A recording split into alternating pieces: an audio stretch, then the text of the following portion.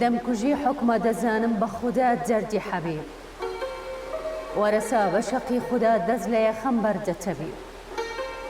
وەرە دەستێک بخەمە گەردنی بلورینت چاوەکو سفرە لە داخا بدڕێ وەرگی ڕەقی طالعم نەحسە دەترسم کە بە ئازاری فیراق ببنم و ڕۆژێ نەبێ دەوڵەتی وەصلم بە نەسیب چاوی فەتانی تۆ کاری سیحر و جادوگەریە کە بە یەک عیش و ئەدا عابیدی سەد ساڵە فەریب چا لە تۆ دوورە دڵی خەمزەدایە ڕاحەتی جان مەشریق و بەغری بە مابەینی لەگەڵ سەبر و شەکی بێفەراز نابێ نەشیب ئەم قسە تەحقیقەوە لێ من لە ڕێی عەشقی تۆ نەمدی بە خوددا غەیری نەشی غەیری زوڵفە لەسەر و سەفحەی ڕوود سابتەیە تینەقی تیبەکە مەمزوجە لەگەڵ زینەت و زیب شێخ دەگۆڕێتەوە گەرچاوی بە زوڵفت بکەوێ خەرقە و سەفحە بەزەن نار و چەریبا و سەلیب تاقەتی تاق بۆ بێچارە لە ژێرباری فیراق بکە ڕەحمێ بە ڕەزا چاکە تەڕەحم بە غەریب سڵاو ساڵی 1937 زاینی بۆ ساڵی 1910 ماوەی ژیانی کەسێکە کە سەرمەشق و داهێنەری فکر و خەیاڵێکی نوێیە لە ناو کاروانی شەعری کوردیدا شێخێک کە لە نێوان خوێندن و تەکیە و سەفەر و تێکەڵبوونی دیوەخان و کشتتوکەڵدا لە هەموو شۆدا بووە بۆ دۆزینەوە و تەقاندنەوەی بەهرە هونەریەکەی کە کنگیڵی پێداوە ڕەزایەک بوو هەرزوو پێی بە نەعەدالەتی و دووڕی و بەرژەوندخوازی دەوروبەر بردەبوو چ لە ڕووی ئاینی چ لە ڕووی کۆمەڵایەتی ئەو لە شعرێکدا دەڵێ ساغ لە دنیادا نەماوە گەر قسەی ساخت دەوێ بێ هەزارت پێنیشاندەم گەر قڕن ساخت دەوێ ئەم شێخە شاعیرە شێخ ڕەزای تاڵەبانیە مامۆستا عەلادینی سجادی دەربارەی ئەم شاعیرە نووسیوێتی و دەڵێ خاوەنی شعرێکی ناسک لە باسی چاکەدا دانەری گەلێ قسەی تیژە لە باسی خراپەدا بێباک و قسە لە ڕوو تووڕە بوو زوو بەزوو بەڵێ عەزیزانم وەک لای ئێوە ئاشکرا بووم کە قەلەندەرخانە قسە ئەکا لەسەر شێخ ڕەزای تاڵەبانی با میوانداری هەرێک لە بەرەزان مامۆستا عەبدوڵڵا قەرەداغی توێژەر لەگەڵ مۆزیکژان سامان عەزیز بە ئەمێری سەنتور لەگەڵ هاوکارم هونەرماند بەڕێز ڕزگار ئەمین لەگەڵتانین بۆ پێشکەشکردن یەکەم پرسیاریشمان بەری تێبێ لەمە ئەکرێت لە ڕووی چوار دەور وە کۆمەڵایەتی باسێک لە شێخ ڕەزای تاڵەبانی کەین تۆ چی وەڵامێکت دەوێت شێخ ڕەزا لە بنەماڵەیەکی ئەگەر بکرێ بە تێوەرەکانی سەردەمی خۆی ڕۆشنبیری بە تەواوی ڕۆشنگیر چاوی هەڵێنا باتیرە گەورەی مەلا مەحموودی زەنگنەیە کە یەکێکە لەو کەسە ناسراوانەی لە میرنشینیەکەی زەنگنەی ئەو سەردەمەیە میر اسماعیلە کاریگەرێکی گەورەی هەبوو جێیەکی تایبەتی هەبوو تەنانەت کچی ئەو بنەماڵەیەشی هێنا باتیری خۆی شێخ ئەحمەد کە تەریقەتەکە لەوەوە هاتووە بۆ ئەو بنەماڵەیە و لە بە شێوە تەقلیدیەکەی تەریقەتە قادریەکان وەرنەگرتووە ئەمە مەسەلەیەکی گرنگە لە ژیانی خودی شێخ ڕەزا و لە بنەماڵەکەشیە ئەویش دیسانەوە مەلایەک و شێخێک و خاوەن تەریقەتێکی ناسراوی ناوچەکە بوو پیاوێکی ڕۆشنبیری گەورە بوو باوکی کە شێخ عەبدوڕەحمانی خاڵسیە یەکێک بووە لەو شاعیرە زۆر گەورانەی کە پەیوەندی لەگەڵ خەڵکێکی زۆرە هەبووە لە زمانی ئەو کەسانی کە پەیوەندی لەگەڵا هەبوون مەولەویە پیاوێکە کاریگەریەکی زۆر گەورەی هەبووە لە ڕووی ڕۆحیەوە بە شعرێکی زۆر جوانی هەیە بە تایبەت شعرە فارسیەکانی بە تەواوی ئەتوانین بڵین سەرشارن لە عیشقی عیرفانیە لەویشەوە دوو شاعری گەورە هەڵکەوتووە لەگەڵ مرشیدێکی تەریقەت مرشیدە تەریقەتەکە کە برا گەورەکەی شێخ عەلیە ئەویش پیاوێکی ناسراو بووە پیاوێکی شارەزا بووە پیاوێکی وریا بووە پیاوێکی زیرەک بووە دیسانەوە بە پێوەرەکانی ڕۆشنبیری سەردەمی خۆی دیسان و ڕۆشنبیرێکی باش بووە برا ناومام ناوەنجیەکە کە شێخ قادری فایزە یەکێکە لە شاعیرە زۆر گەورەکان لە بواری عیرفانە بەڵام بەداخەوە شعرەکانی زۆربەی هەرە زۆریان ئەگەر هەمویان نەبن تورکین کە بۆ خوێنەری ئەمڕۆی کورد ناکرێ بخرێتە بوارەوە شێخ ڕەزاش پێویست بۆ ناکا باسی بکرێت ئەو شاعرەیە کە بەڕاستی لە چوار زمان شۆڕە سواری مەیدانی شعرە ڕەنگە هەر ئەوە بەس بێ بۆەوەی کە باس لە چوارچێوە کۆمەڵایەتەکەی خۆیان بکەین کۆمەڵایەتە چسکەی خۆیان مامۆسایی نەسەرەوەی کە بە چوار زمان شتی نووسیوە لە محورێکی ترە بەڵام مامۆسا مکەڕم تاڵبانی لەو کتێبەیە کە دەربارەی شێخ ڕەزا نووسیوێتی ئەڵێ خۆی و خێزانی زۆربیان هەورد لە کەرکووک گەورە بوون بۆ گۆڕستانی شانەمی لە کەرکووکە هیکوهی ئەو شێخ ڕەزانە زۆربەی بنەماڵە شێخ ڕەزا لە ژێر چاودێری باوکی وەکو تۆ ئیشارەوکیا کە باوکی هەم شاعرێک و هەم عاریفێکی سەردەمی خۆی بوو لە سەردەستیەوانە گەورە بووە و تا باوکی ماوە ژیانێکی دەروێشانەشی بردۆتە سەر بەڵام مامۆسا مکەڕەمەی مەبەستێکڵێ ئەو بەهرەمنەری ئەوەنە زۆر بووە ینی خۆی هەستی کردووی کرد لە سنووری شاری کەرکووک ئەبێ بڕواتە دەرەوە بەجێی بێڵێ هەتا خۆی لە شارێکی تورکیەکانیە باز لەوە کاڵێ لە دەرەوەی دڵمان نەمدی ئاساری گەنجینەی ڕاست دەمەوێت سەرپێچی لە بەستنی ڕۆح بکەم هەنێ بچێتە دەرێ لە ڕۆ لێرەوە دەسەکا بە سەفەر ئەو سەفەر و ئەو سەفەرانەی ئەیکا لەگەڵ ئەو پاش خانەی خۆی هەیە و پاشخانە ئاینیە چ کاریگەرێکە بێ بۆ شێخ ڕەزایەکی کە دروستەکە لە ئەنجامی سەفەرە من پێم وایە گەشتی شێخ ڕەزا دوو تەوەری زۆر گرنگی هەیە تەوەریان هەر ئەو سەیاحەیە ئەو جیهانبینەیە کە بکرێت بە تایبەت ئەو زۆری مەبەست بوو کە بچێتە ئیستانبول ئەو کاتە بە نسبەت ڕۆژهەڵاتەوە قیبلەیەک بوو دەسەڵاتی دەوڵەتی عوسمانی لەوێ بوو ئەمەش تەنها یەک لایەنی نەبوو لایەنێکی ئەوە بوو ئەگەر دەسەڵاتێکی کۆمەڵایەتی پیا کردایە هەر لەو ڕێگایەوە پایە کرد چونکە لەوێ سەڵتەنەت و سوڵتانی عالی و بادی عالی و کۆمەڵێشتی تر هەبوو لایەنێکی تریشی ئەوەیە ئەگەر بیتوانایە دەواازەیەکی گەورە بۆ ڕۆشنبیریە جیهانەکە بدۆزێتەوە ئەگەر بکرێت بە ڕۆشنگەری باسیکەین دیسانەوە ئەبوایە لەو دەواازەیەوە بۆی بچوایە شێخ ڕەزا لە قۆناغی یەکەمە کێشە گەورەکانی لەگەڵ شێخ عەلی کاکیا بوو کە دوای باوکی بووە مرشید تەریقەت کە شێخ عەلی پێشەوەی لە گەڕانەوەی یەکەمیا لە سەفەرکەیتەوە باوکی مردووی تر بیرکردنەوەی شێخ ڕەزا تا بێگومان ئەو سەفەری یەکەمە کە زیاتر لە کۆیە بەسەری ئەبات کە مامی مامە غەفوری ئەبێتە بربەست لە ڕێگەی ئەوەی شێخ ڕەزا بچێتە دەرەوە کە بەڵێنی ئەوەی ئاياتێ کچی خۆی باتێ و بیکاتە زاوای خۆی کە بەڵێنی ئەوە شایەتی مووقعەیەکی کۆمەڵایەتی باشی باتێ و لەوێ بیکاتە مەلاچایکێک بیکاتە کەسێک کە ببێتە با بڵێن وەجیهێک لە بێتە دەمسپیەک قسە بیسراوێک لە نێو کۆمەڵا بەداخەوە ئەم هەموو خەونەی نەهاتە دی وەکو ناهاتە دی ئەو شعرەی نووسی کەواتە لە هەموو سەفەرکردنە چ کاریگەریەکی هەبوو لەسەر هونەری شیعری ئەم شاعیرە یەکەمین کاریگەری سەفەرەکەی کۆیەی کاریگەریەکی دەرونی زۆر گەورە بوو لە دوو شعری زۆر گەورەیە هەجوی مانی ئەکات شعرێکیان هەڵبەتە ڕووی مەجلیسی هەیە ئەو شعرێکاڵێ ئەو گەردوون سنکی کردم و هێنامی یەکۆی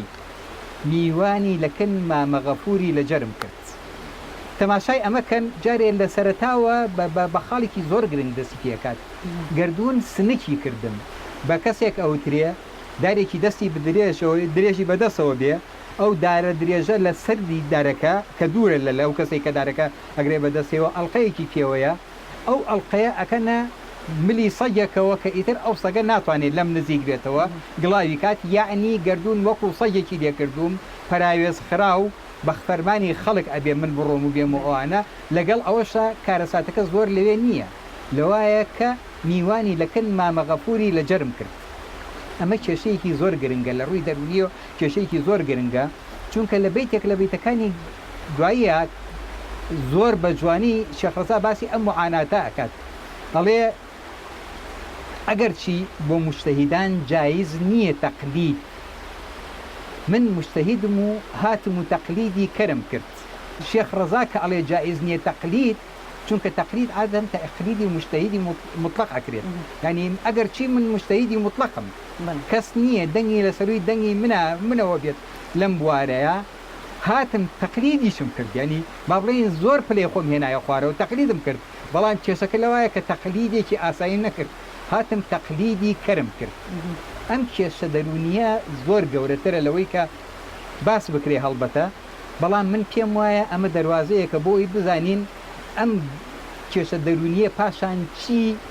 کاریگەریکی کرد لە دروستبوونی شێخ ڕەزای شاعردا. کەواتە لێرە ئەوەستین جارێ باسی داشۆری ناکەینەوە لە بڕگەیەکی کە ئەو لەبەرەی شارە داشۆرینەکانی ناتوانین بخوێنینەوە هیوادارین بینەران خۆیان بگەڕێنەوە سەر دیوانەکەی با چینەوە ناو غەزەلەکانی و سازانکان غەزەلێکمان بسێت.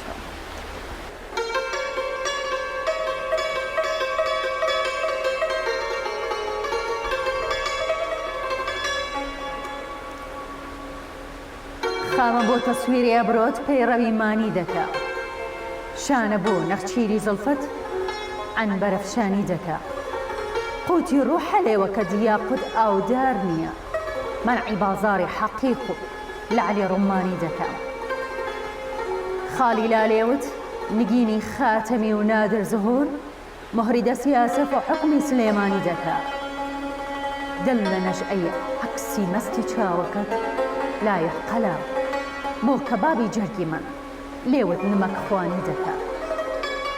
بەرگی سەر تا پامپەلاس بێ هەرش بە شەرتێ تۆم ببێ تاری ئەو بەرگەم لەلا سەد شاڵی کرمانی دەکا چەند هەزار جار دەغیلم حرفی بەدکار مەشنەوە هەرچی دەربارم بڵێ بیزانە شەیتانی دەکا ئەل لە پەردەی نازەوە ئاوازی تۆم بەرگوێکەوێ بولبولی شیرین زمان مەیلی غەزەل خوانی دەکا کەس نییە ئەو شۆخە حاڵێکە لە سۆزی ئەتەشم وا لە عەشقی ئەو ڕازە مەشقی غەزەل خوانی دەکا. سپاس مامۆستا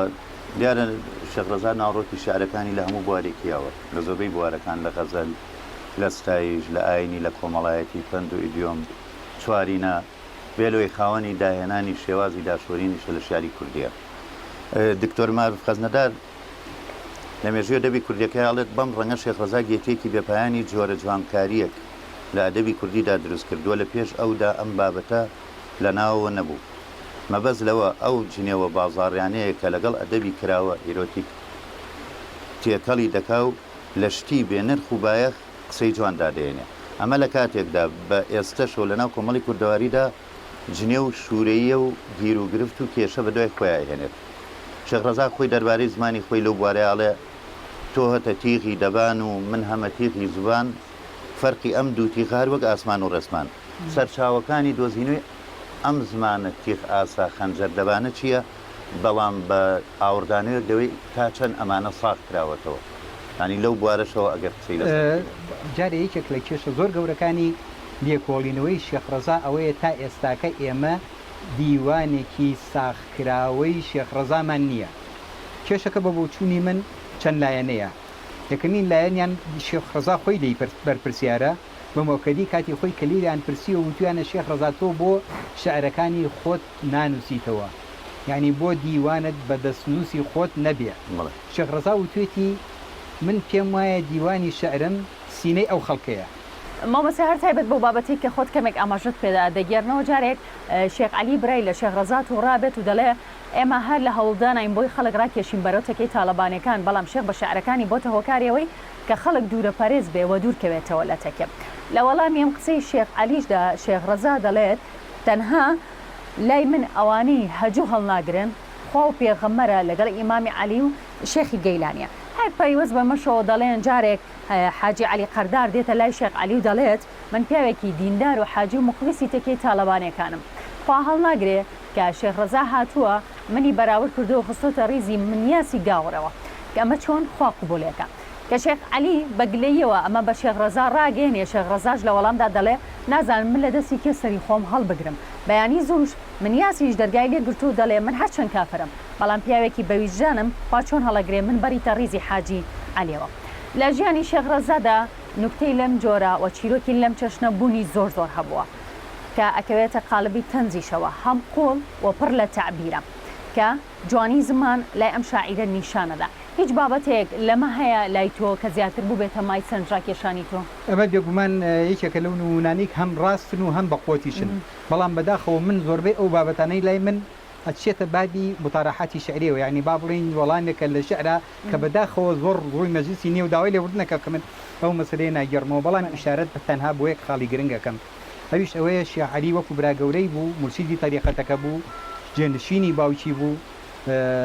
شێخ ڕەزا زۆر بە شێوەیەکی سیر کەوتۆتە وێزەی ئەو کەسانەی کە زۆر لە شیعەلیەوە نزیکن بۆ نمونە حەمەی وەستا فەتاح لە شوێنێکە لە سەرەتای ئەڵێ شیعەلی خۆ تۆ منت ئاوارە کرد و دەربەدەر چاکە هەجویەکت بکەم ئەمما مفید و مختصر کەچی هەجوەکە بۆ شیعەلی نییە بۆ حەمەی وەستا فەتاحە بەڵام ئەو ئەزانێ شیعەلی کوێیەشێ ئەزانێ چۆن برینی ئەگاتە سەر ئێسخان ئەزانێ بە حەمەی وەستا فەتاح زیاتر ئەگاتە سەر ئێسخان نەک بە هەجوی خۆی یەکێک لەو مەسەلە زۆر گرنگانەی کە ئەوەیە کە غەزەلێکی زۆر بەقوەتی بوو لە هەجوی حەمەی وەستا فەتاح هاوتووە دیسانەوە غەزەلەکەی کێشە گەورەکەی هەر ئەو مەسەلە جادوویەیە کە شێخ ڕەزا لە شعرەکانی ترا باسیەکە ئەڵێ هەزار ئەفسون جادووی پێوە ئاوێزانە ئەم ڕیشە عیلاجی گەر ببێ یا گوزە یا گوێزانە ئەم ڕیشە ئیتر ئەوانی تر زۆر بە کەڵکی ڕووی مەجلیسیان نییە بەڕێ شێخ ڕەزا لە شعرە وەڵامی کۆمەڵە شاعری داوەتەوە هەر بە شعر بەهێزتر لە شعرەکانی ئەو کەسانی کە بە حیساب شاعرن بەڵام وەکو عەرزم کردن داوای لێبوردنەکەم شعرەکانیان زۆر ڕووی مەجلیسیان نییە کە لێرە باس بکرێت بێگومان زۆر زمانێکی سەیری هەبووە زۆر ئامادە بووە وێنەکانیشی زۆر سەیرە تازن ینی لە وێنەی هیچ شاعرێکی تر ناچن نەهی کورد نەغەیری کورد مامۆستا منیسم پرسیار زۆرتر بکەم لەسەروی کە تەنانەت خۆی داشوەریەوە بەس تۆ زۆر باسی کرد ئەگەر سازانخان ئەو کتێبەی کە دکتۆر معروفم باتی حەزەکەم لە داشوەرینی دەرچین باتی نەبزانی لە ستایش و عالەمی چی کردو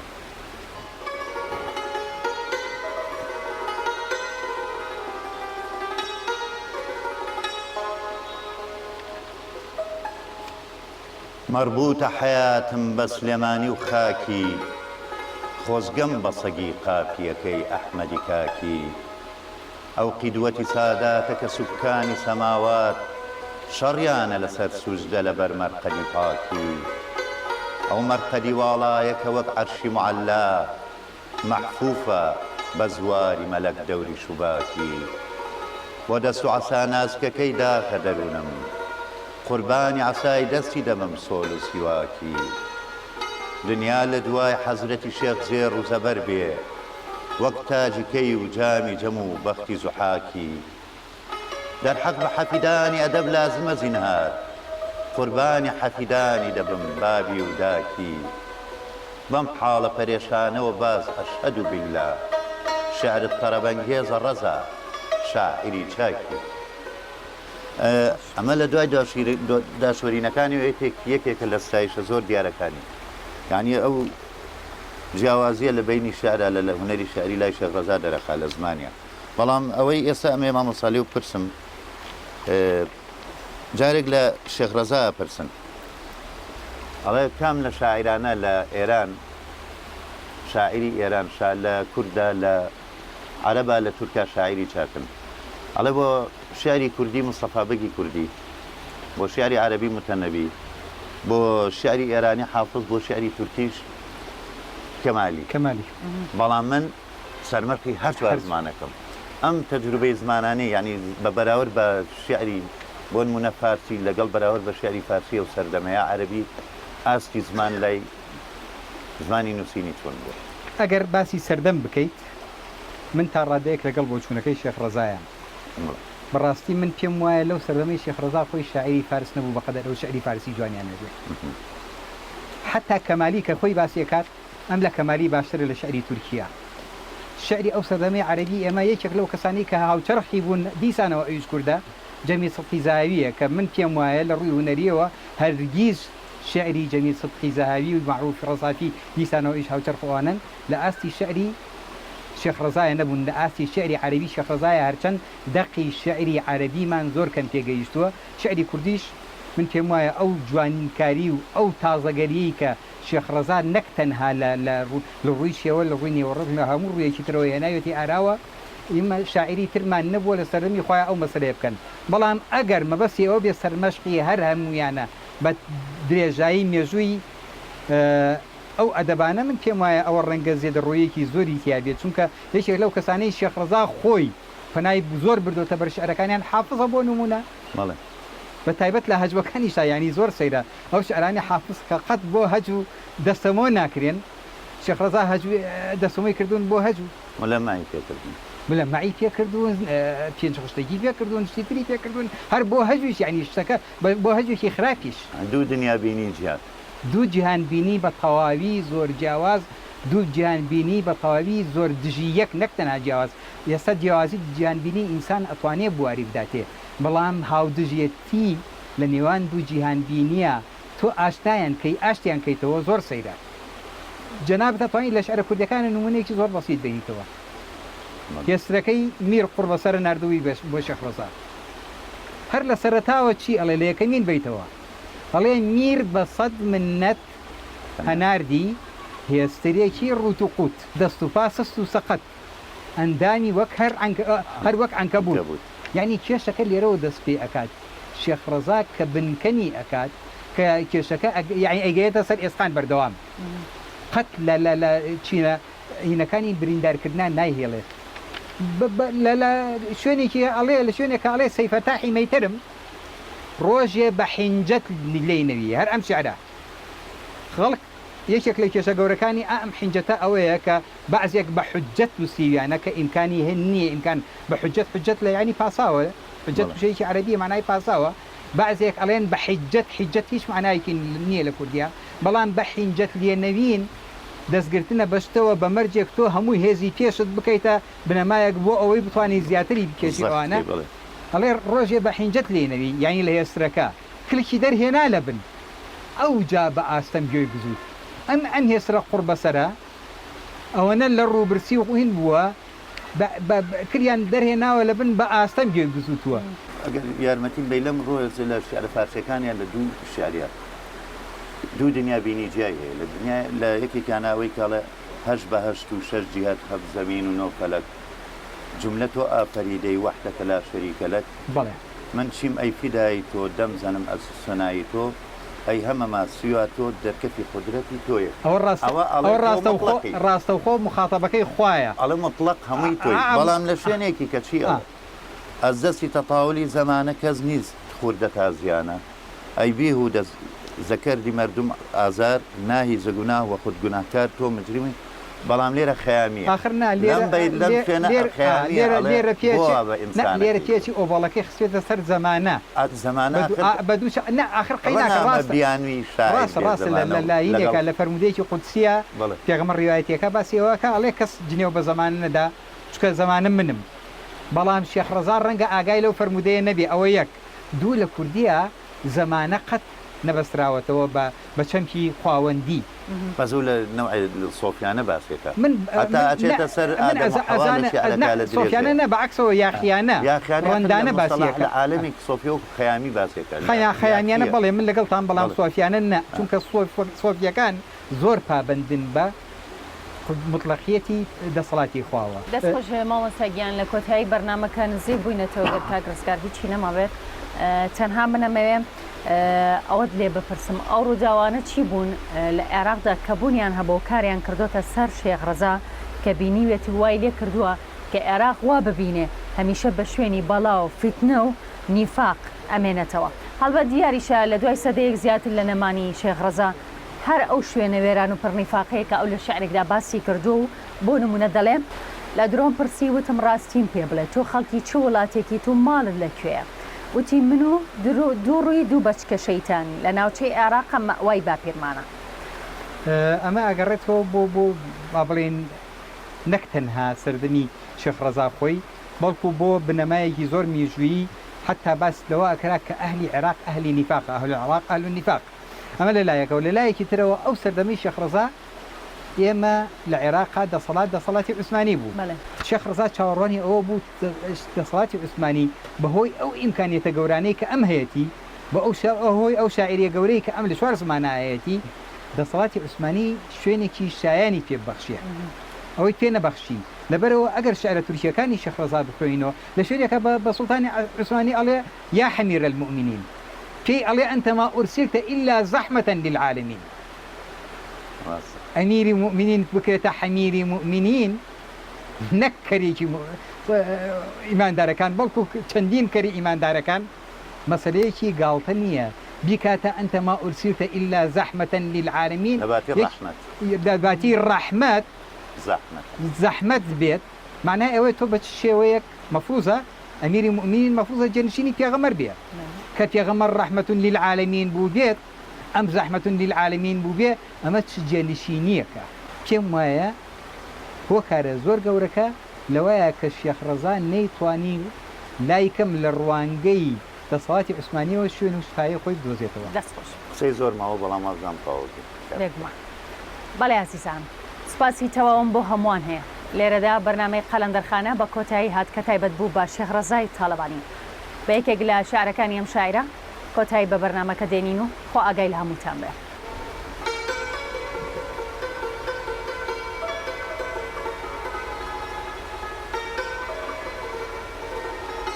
دڵی بردم بە ناز و ئەیشوە دیسان شۆخی عەیارێ فریبی دام بە سیحری چاوی خۆی مەحبوبی سەحارێ لە هیجرانە تەقم کردەی ڕەفیقان کوا مەدەدکارێ ئەمان مردم عیلاجێ سا لە ڕێی پێغەمبەرە چارێ ویساڵ یا قەتڵ و تەسکین لە هەر سێ بۆ بکەمکارێ لە ڕێگەی عاشقانایە پێم زنجیری مەجنونی لە دەستم چوو ڕموز و دانش و فەهمی فەلاتونی وەکو شەخسەیە کە زاریکە لە جەوری دوژمنی خونی لە کونجی سینە دەنگی ئای و ئۆی دڵ بێ بە مەحسوونی وێران بێنم دیساتێ لێ نێ ناڵێ بریندارێ گوتم وەک سورمێ بۆ چاوی عاشق خاکەکەی ژێر پێت لە ئولکەی حسندا گەر لاف شاهی لێ بدەی لێت دێت گوتی مەیخانە بێدایم بە یادی چاوی مەستم جێت سەبا یارانی مەجلیس گەر هەواڵی من بپرسن لێت بڵێ کێشاوێت مەیخانە دووچاوی بێشوعیارێ نەماوە ڕەوناقی بازاری عەقڵ و دانش و وردی بە پولێنای کڕن لەو عەسرەدا عەلمی ئەدەبی وەردی لە ئەژعاری ڕەزا پەیدایە ئاساری جوان مەردی دڕ و یاقوت دەبارێ لەم کەلامی شیرینی کوردی خوا ساکوا لە دنیادا قەدرزان و خرێدارە